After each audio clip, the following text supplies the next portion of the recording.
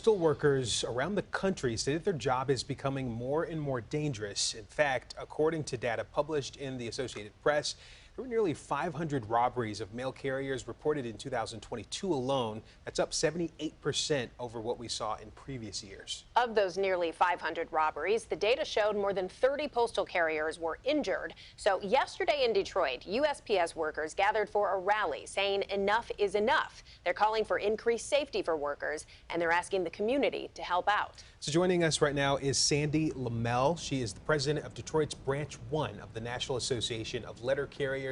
Thank you for being here with us. Thanks for having me. Appreciate it. So we understand the frustration there, and you and your colleagues are saying enough is enough. How bad is it getting for you out there?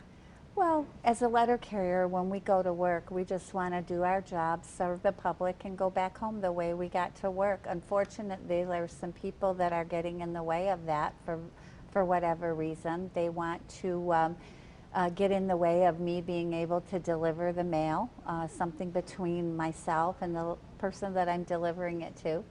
And personally, not me. I haven't been on a route in a long time, but the people that I represent. And they want to take it physically from us and prevent me from, taking care of business. Has the rise seemed to coincide with the rise of people buying so much online? We just have such a huge economy coming through our USPS and other delivery workers. Has it seemed to really tick up in the past few years? We are carrying a lot more in an e-commerce environment than we ever did. I guess I would go back to pre-COVID and then, post-COVID.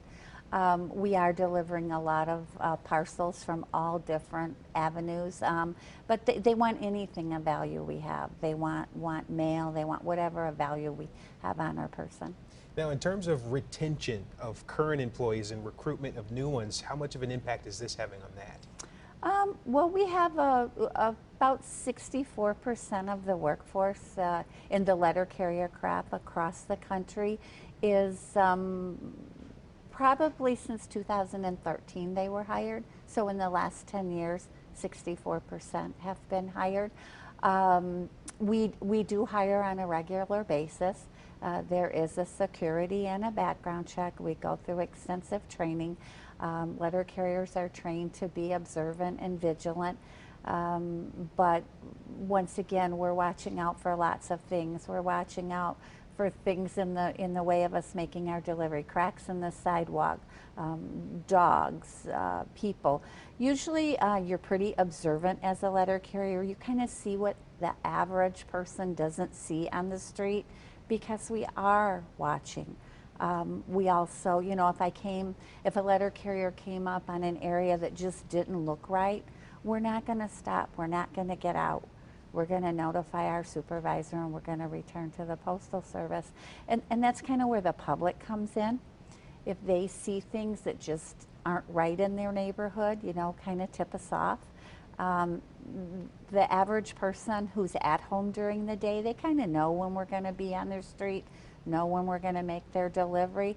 If they see somebody approaching us or walking with us that's not somebody from the neighborhood, or if they see a vehicle parked behind our vehicle, every letter carrier drives a vehicle that stands out, United States Postal Service. There shouldn't be any vehicles adjacent to ours, and if there is and they have a reason to be there, they would have postal ID on them.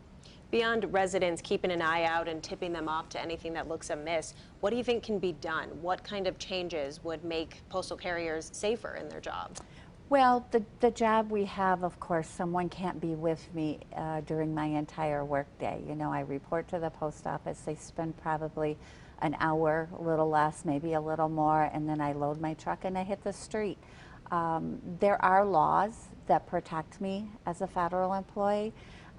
We have to, I guess, get the full extent of the law from the judicial system if those people are apprehended.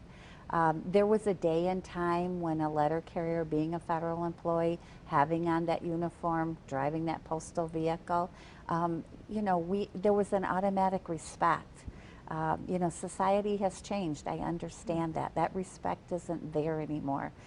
We've become a target just like a lot of other people who go to work every day to do their job. I want to ask you quickly, in terms of seeing that change through the years, how saddening is that for you as someone who's been in this industry?